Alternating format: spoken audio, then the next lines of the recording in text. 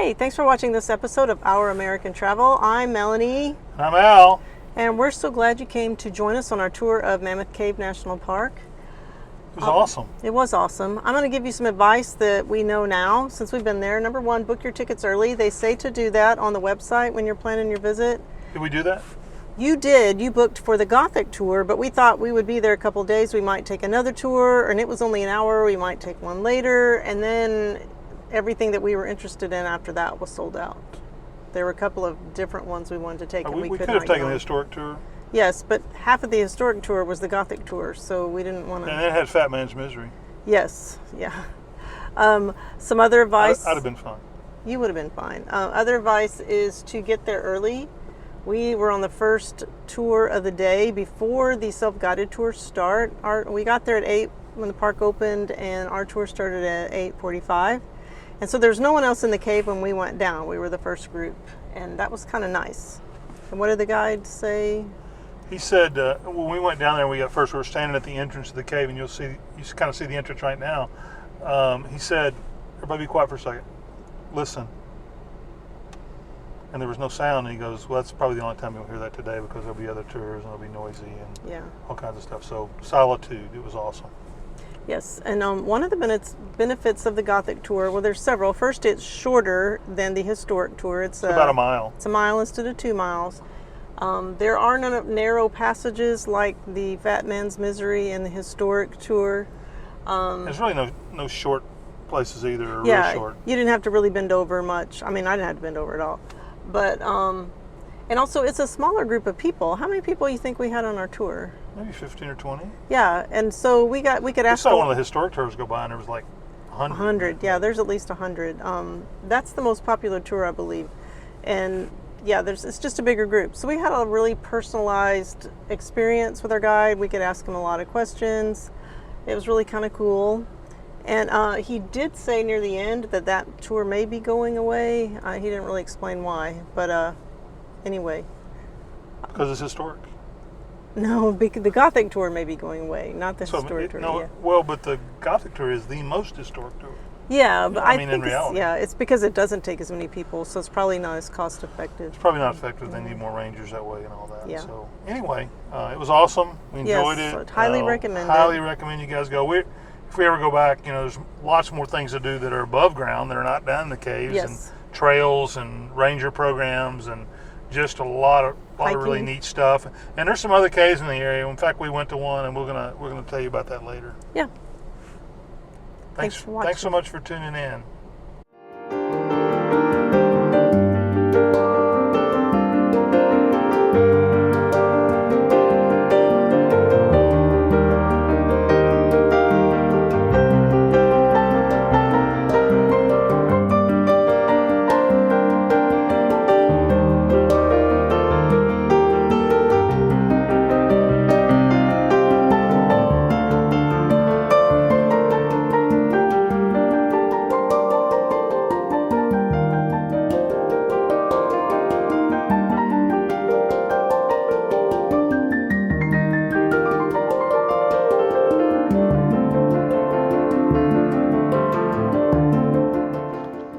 Okay, looks like we're on here. So folks, welcome to Mammoth Cave. You can now see why we're called Mammoth Cave. It's because of these mammoth-sized passageways.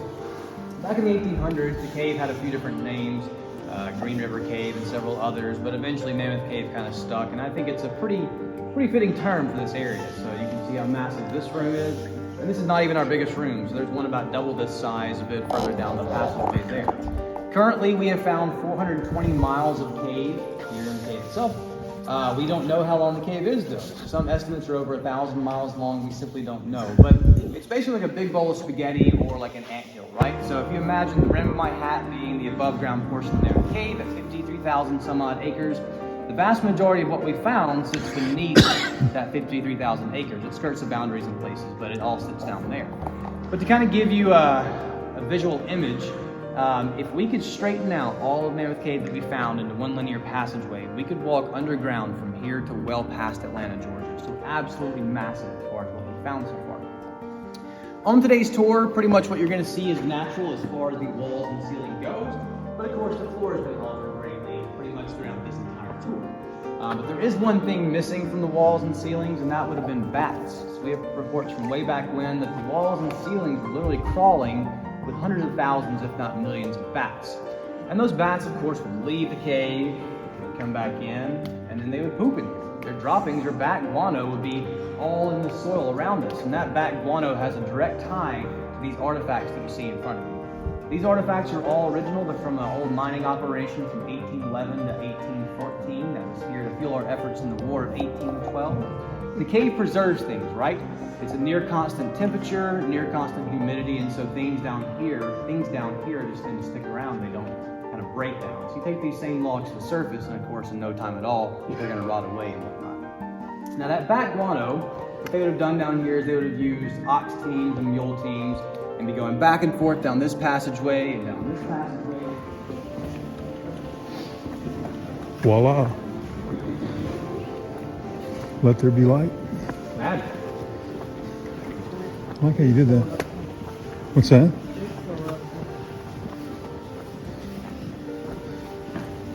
Well, it's because I'm up here.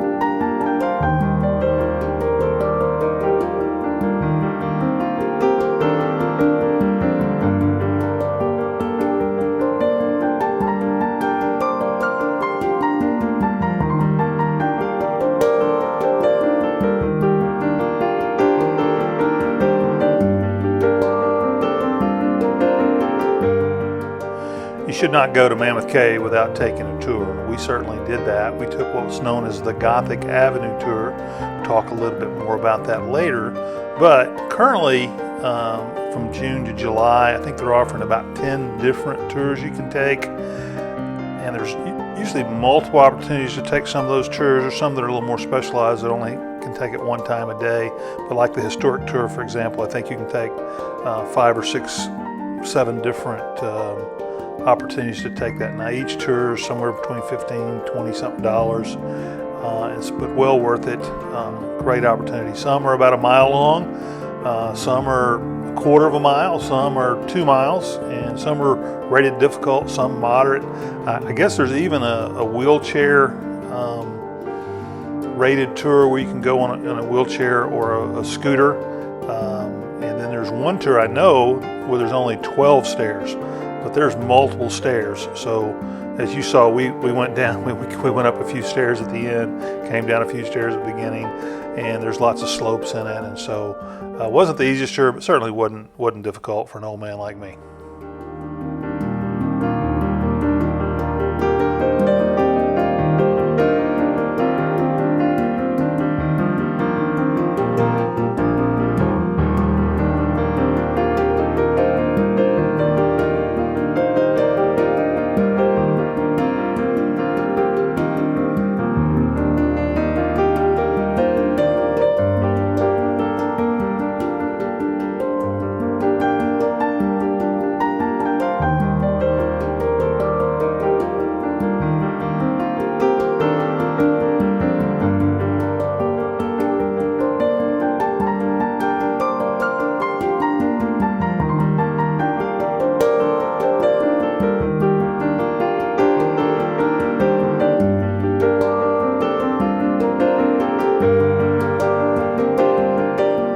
The Gothic Avenue tour that we took was named because of some unusual rock formations, as you'll notice as we go along. Some of those rock formations kind of resembled Gothic architecture. It's a site of some of the earliest 19th century tourism Early visitors left behind signatures that we will notice on the ceiling of the cave, artifacts, and monuments. What we're approaching here is known as the Kentucky Monument, and I guess at one time a lot of the people that came from different states had made monuments. They literally stacked up some stones and made monuments for their states. Now, this is an ideal tour for people that are really into history because it focused on historic tourism of the cave.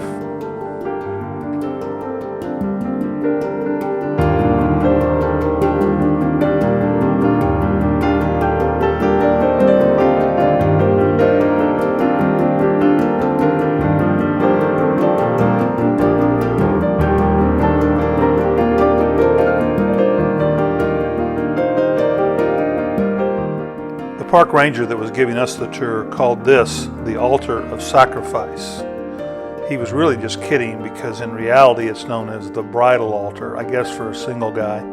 I guess he has a fiance, but for a single guy it seems maybe like the altar of sacrifice. But just beautiful Gothic looking formation of the cave. Many of you probably know, these are very slow growing formations. We're talking a cubic inch roughly every 300 to 500 years. So not only they're super old, they're also very super slow growing.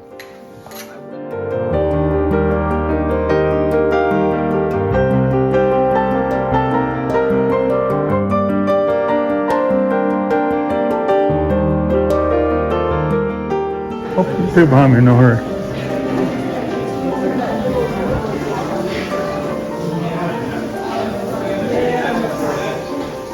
Pretty steep stairs. We are on the ascent after the descent. Got in here. Hopefully I can get out.